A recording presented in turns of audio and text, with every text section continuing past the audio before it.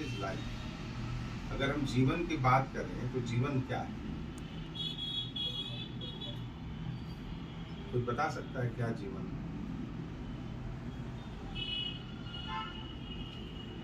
क्या sir? What is life? अब कहते हैं ना लाइफ बहुत अच्छी चल रही है, कोई कहता है लाइफ बहुत बुरा चल रहा है, life is heaven, life is hell. It's up to you whether you decide life is hell, it's hell. If you decide life is heaven, it's heaven. But actually what is life? When we discuss about life जो होता है, जीवन जिसको हम लोग हिंदी में जीवन कहते हैं, ये एक ट्रांजिएंट है, transient of energy within the time bound is called life.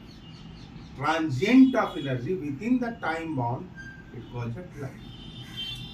Scientific terminology में अगर इसको हम डिफाइन करते हैं तो life is equal to time multiplied by energy.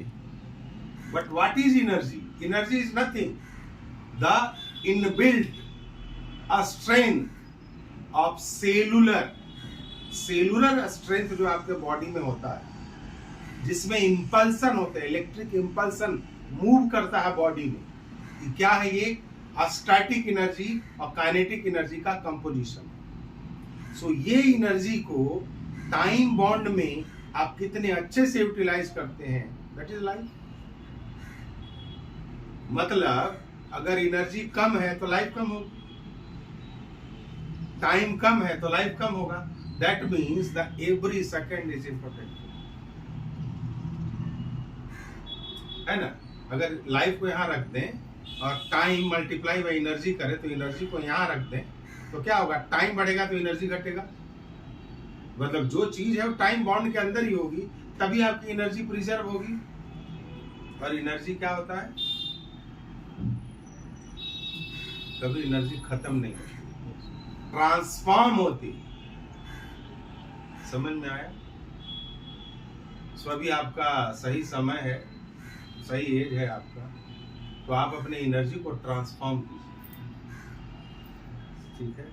Transform in the sense उसको सिस्टम में लाइए, है ना. सिस्टम में मतलब प्रॉपर टाइम बॉन्ड को आपको यूटिलाइज करना पड़ेगा. हर चीज का एक सिस्टम होना चाहिए, है ना. और हमेशा सोच बड़ी रखो. जैसे कल इससे मैं डिस्कस कर रहा था तो सवाल यही है कि व्हाट इज योर एज? आपका विजन क्या है? क्या करना है आपको 40 वर्ष के बाद? क्या करना है? खुद का घर होना चाहिए. खुद का घर होना चाहिए. तो आपका एक विजन है कि खुद का घर हो. तो विजन तभी एग्जीक्यूट होगा ना जब ड्रीम होगा. मतलब आपने ड्रीम देखा. ड्रीम किसने देखा? आपने. किसके थ्रू देखा? ब्रेन के थ्रू. ब्रेन क्या है? हिंदी में देखें तो संचालक है आपके पूरे सिस्टम का, बॉडी का, आपके सेलुलर बॉडी का, जो टिश्यू के रूप में पूरे सिस्टम में काम कर रहा है ना. बराबर ना.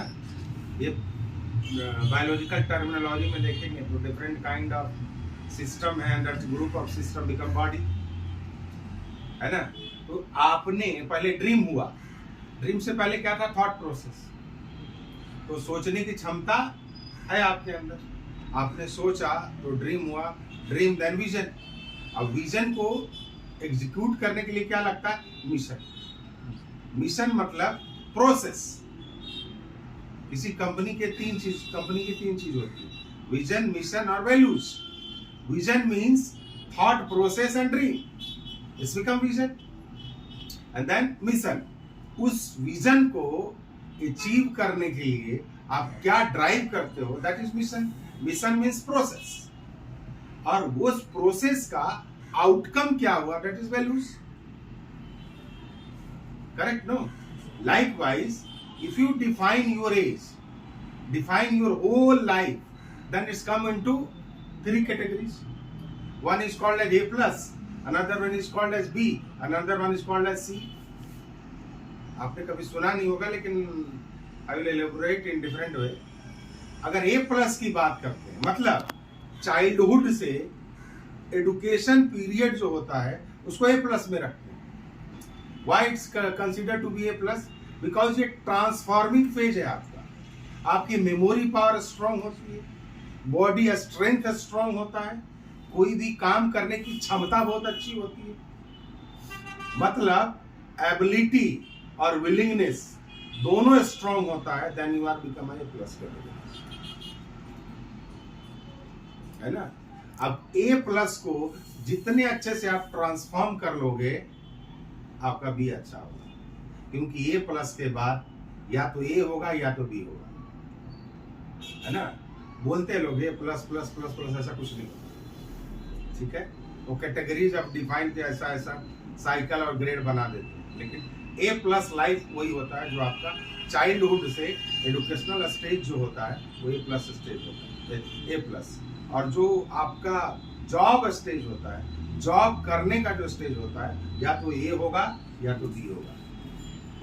ए मतलब you are fit for everything, mentally and physically to execute everything. Dream भी होगा, विजन भी होगा, और आप उसको एग्जीक्यूट करने के लिए फिट है।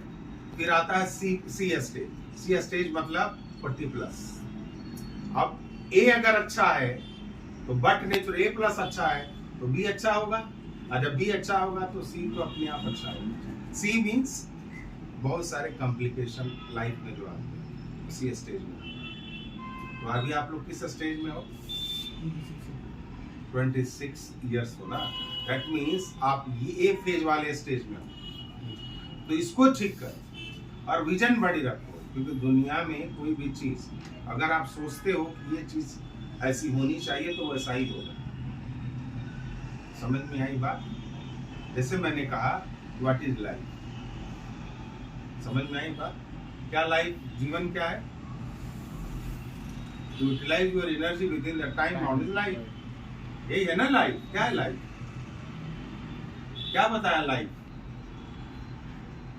बोलो तो साथ, क्या बताया सुनिए, लाइफ क्या है?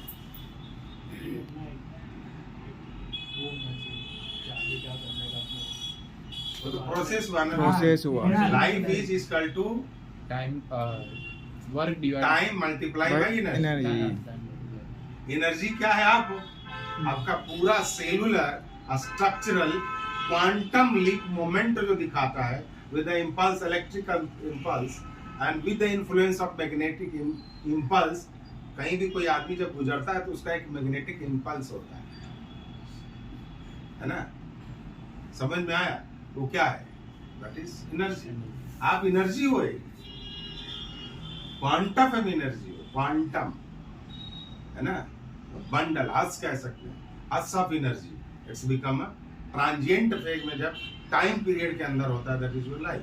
तो लाइफ को आप हेल बनाओ या हेवन बनाओ, इट्स अप टू यू। अगर सही समय पे सही तरीके से एनर्जी अगर इस्तेमाल करते हो तो लाइफ इज हेवन, और अगर नहीं इस्तेमाल करते हो सेल। आप इसको दूसरे तरीके से समझते हैं तो आप जैसे देखो, आप छोटे थे, बड़े हुए, टाइम पीरियड में ही बड़े हुए ना। ऐसा तो नहीं कि 6 महीना के अंदर आप 21 साल के दिखने लगे, ऐसा तो नहीं हुआ। मतलब टाइम एंड एनर्जी हमेशा एक दूसरे को बैलेंस करके चलता है, और क्वांटम मल्टीप्लिकेशन होता है, तब वो लाइफ कहलाता है। और आपका अभी सही एज है आपका अपना विजन को डायरेक्ट करने का। अब आप छोटा सोचो या बड़ा सोचो, आपके ऊपर है ना। मान लीजिए जैसे कल हम लोग इससे बैठ के डिस्कस कर रहे थे कि अगर मैं इसका पॉपुलेशन समझो, गुजरात का पॉपुलेशन अगर 28 लाख है, तो 28 लाख में से किस इंसान को खून की कमी नहीं है आज के दिन? डाटा कहता है कि 10 लोगों में से 3 लोगों को हार्ट अटैक जो होता है because of anaemia, blood deficiency.